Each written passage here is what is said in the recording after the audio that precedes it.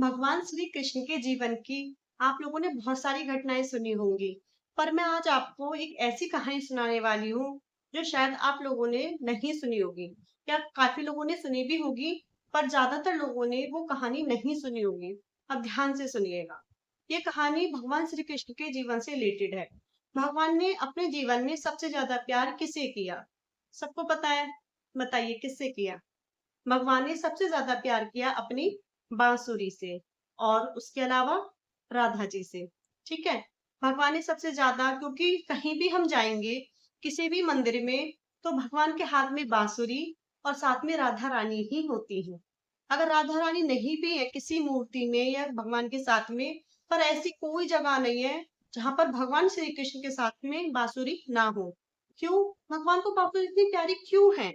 क्यों? क्योंकि उन्हें वो भोले बाबा ने दी थी।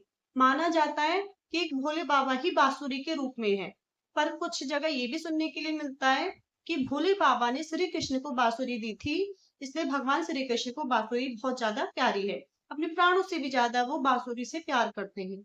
पर एक बार ऐसा क्या हुआ कि भगवान ने अपने हाथों से ही अपनी इतनी प्यारी बांसुरी को तोड़ दिया।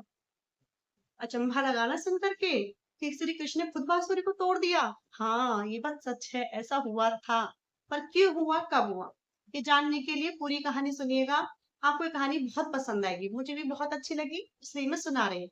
सुनिए ध्यान से। आप सबको पता है श्री कृष्ण का बचपन गोकुल में बीता था, और राधा रानी से वे बहुत प्यार करते थे। यमुना तट पर मिलने आते थे, बांसुरी बजाते थे। बांसुरी की आवाज सुन करके गोपियां आती थी, राधा रानी आती थी। घंटों साथ में वो लोग रास रचाते थे। आज भी कहा जाता है कि वृंदावन में, निधि वन में भगवान श्री कृष्ण राधा रानी के साथ में रास रचाते हैं। लेकिन भगवान श्री कृष्ण के जीवन में बहुत सारी घटनाएं घटी। उनमें से एक थी कि जब वो थोड़ी से बड़े हुए तो उन्हें कंस का वध करने के लिए मथुरा जाना पड़ा। जब भगवान श्री कृष्ण मथुरा चले गए, उसके बाद वो कभी लौट करके नहीं आए। उन्होंने राधा रानी से प्यार तो किया, पर उनके साथ उनका विवाह नहीं हुआ, उनकी शादी नहीं हुई। और जब भगवान मथुरा गए कंस को मारने, उसके बाद में वो कभी भी वापस नहीं आए। बताओ, क्या आए कभी वापस? नहीं। भगवान श्री कृष्ण कभी वापस लौट करके नहीं आए। वो राधा जी से कभी नहीं मिले, ना उनकी शादी हुई उनके साथ में। भगवान श्री कृष्ण की शादी रुक्मणी जी के साथ में हुई, और राधा जी की भी शादी किसी और के साथ में हो गई। लेकिन वो दोनों दूर रहकर भी एक दूसरे से बहुत प्यार करते थे।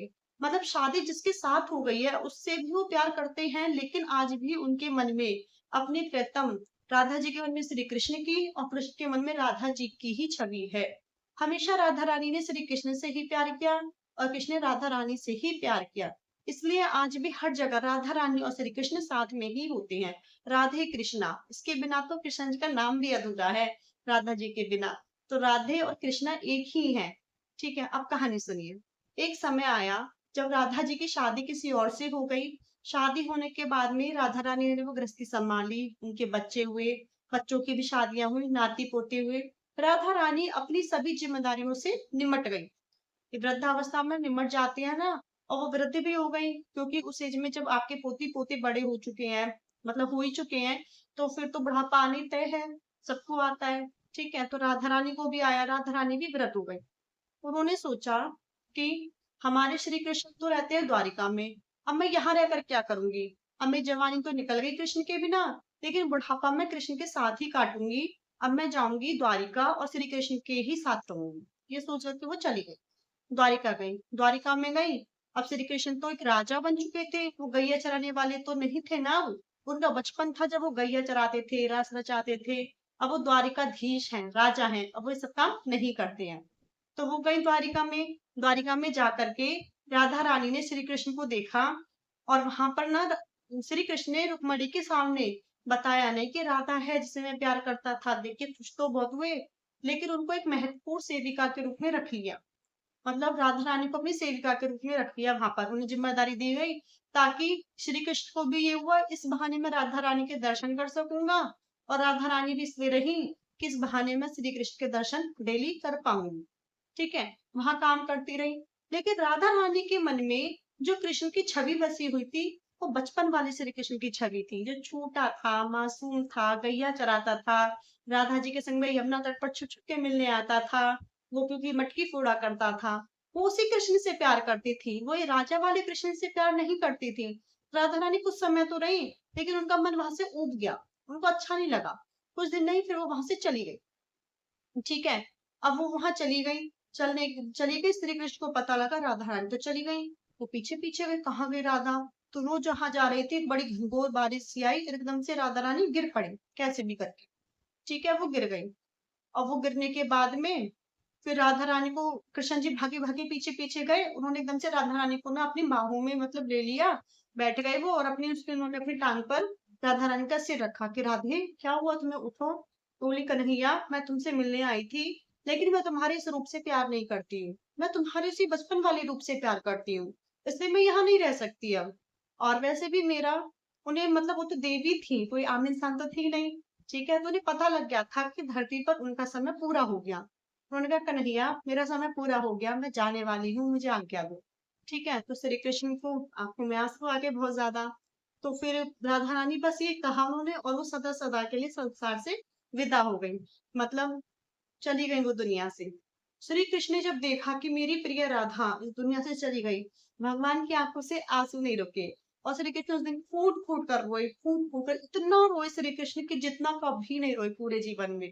क्योंकि जिससे प्यार किया है, अगर वो हमारे सामने चला जाए इस तरीके से, तो उसके प्रीतम पे क्या बीतेगी तो वही जान सकता है। और श्री कृष्ण की तो आत्मा थी श्री राधा, उनके बिना तो उस कृष्ण कुछ भी नहीं है, और राधा जी जरूरी है श्री कृष्ण के लिए, और राधा के लिए श्री कृष्णा जरूरी है। राधा रानी चली गई, कृष्ण जी एकदम ऐसे हो गए। उन्होंने कभी बांसुरी नहीं बजाई थी जब से वो कंस को मारने गए थे, उसके बाद से लास्ट तक जब तक द्वारिकाधीश बने उन्होंने कभी बांसुरी नहीं बजाई। उनके साथ बांसुरी रही पर उन्होंने कभी नहीं बजाई, क्योंकि वो हमेशा राधा रानी के लिए ही बांसुरी बजाते थे। जब से राधा छूटी उनकी बांसुरी बजाना भी छूट गया। तो श्री कृष्ण ने उस दिन बांसुरी को निकाला और अपने हाथों से तोड़कर फेंक दिया। उन्होंने कहा कि राधे ये बांसुरी तो तुम्हारे लिए ही थी, तुम्हारा ध्यान करता था तब इस बांसुरी में सुर आते थे, बजते थे, अब तुम ही नहीं रहे तो इस बांसुरी का कोई मतलब नहीं। उस दिन भगवान श्री कृष्ण ने बांसुरी को तोड़कर फेंका और बहुत ज्यादा रोए। ये एक ऐसी कहानी थी राधा रानी की जो शायद आप लोगों ने नहीं सुनी होगी। कैसी लगी कहानी प्लीज मुझे कमेंट करके जरूर बताना। अगर पसंद आई हो तो वीडियो को लाइक जरूर करना।